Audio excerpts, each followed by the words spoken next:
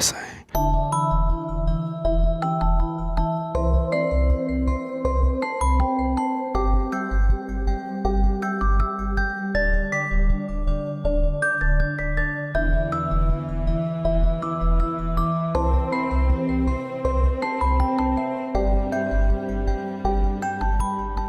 I think the new avant-garde is more about doing something without too many fingerprints being left from other references.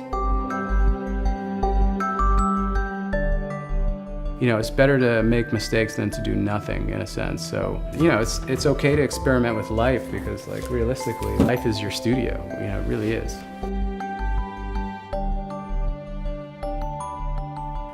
My title is a strategist and a designer, Thank you. Yes, yes, yes. but I apply that to a lot of things.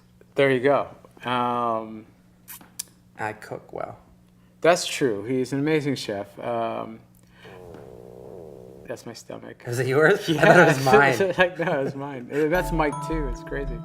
I work in all these different categories from you know, these star paintings that is being manifested right here. There's days where I just work on drawings. I work with a foundry to make sculptures. Yeah, it's pretty cool. It's neat. This is the Black Panther Party's logo, which really is like my inner dialogue in a sense. Like, I have a panther tattoo and I have a Felix the Cat tattoo, and you know, conjugating them both together and finding something interesting, and you know, with the size, it kind of like shouts out another vernacular, and you know, when I look at it, I can almost hear it, you know.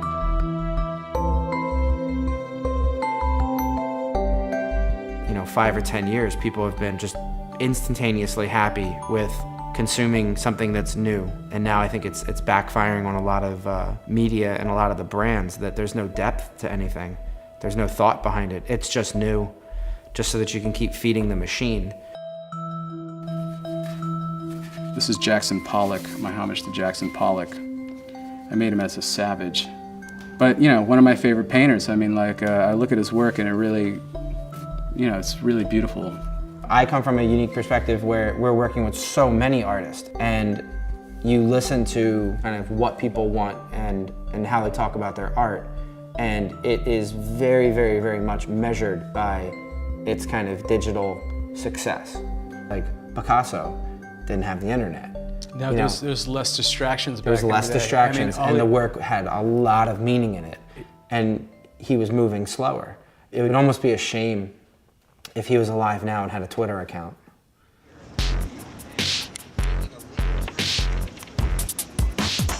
You can really see a lot of art being produced as almost like fashion collections, and the timeline for the delivery of these things becomes more and more and more condensed as there's more and more media to sort of consume the images of that art. It's what we're trying to do with the fashion. I want no attachment to the fashion calendar at all.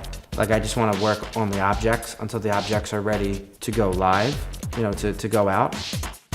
Clothing really kind of explains your inner dialogue. And, you know, same thing with paintings or anything that people assume or collect or whatever. It really kind of defines them. I began to kind of really seek out the things that were of the highest quality, and we really started to understand that people that wanted our stuff were also very, very concerned with where we were getting the fabrics, who was making the fabrics, and then who and how we were making the garments, which led us to opening up our own factory.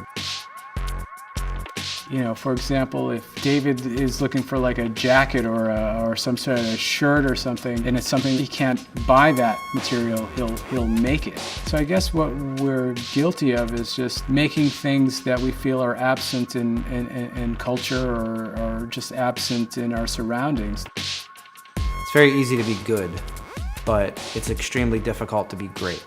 Especially now with everything moving so fast, I think it's going to take so much longer of slow, sort of well-considered, well-executed work over literally a lifetime to kind of hold that title great.